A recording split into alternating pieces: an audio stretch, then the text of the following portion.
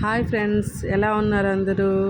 చాలా రోజుల తర్వాత ఫుల్ వీడియో అనేది పెట్టడం జరిగిందండి.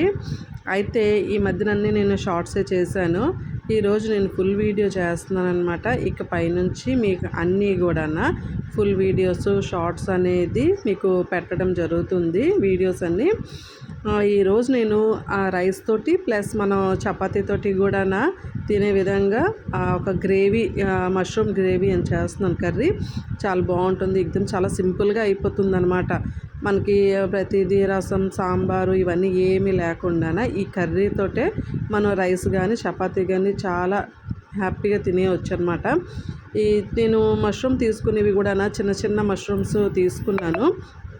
ఇవి ఇంకా నేను కట్ చేయలేదన్నమాట, ఎందుకంటే తినేటప్పుడు చాలా బాగుంటుంది, చాలా సింపుల్గా అయిపోయేది. ఆనియన్స్, టమాటా, అలాగే ఉప్పు, కారం, సరిపోయేంత ఆయిల్ ఇవన్నీ వేసుకొని ఈజీగా చేసేయచ్చు నా స్టైల్లోని. ఎందుకంటే ఇది చపాతీకి కూడా చాలా బాగుంటుంది. అలాగే ఇందులో కొంచెం మనం గరం మసాలా వేసుకొని కాసేపు ఇలా మగ్గనిచ్చాక కొంచెం అంత వాటర్ కూడా ఇందులో మనం యాడ్ చేసుకుందాము. యాక్చువల్లీ మనం వాటర్ యాడ్ చేయకపోయినా కూడా సరిపోతుంది, కానీ కొంచెం వాటర్ యాడ్ చేసుకుంటే మనకు రైస్లోకి చపాతీలోకి బాగుంటుంది అన్నమాట. ఈ మష్రూమ్ తోటి ఎన్ని వెరైటీస్ అయినా మనం స్నాక్స్, తర్వాత కర్రీస్ అనేది, బిర్యానీ కూడా చేసుకుని చాలా బాగుంటుంది. వెజ్ బిర్యానీలోకి మష్రూమ్ అంటే నాకు చాలా చాలా ఇష్టం అనమాట.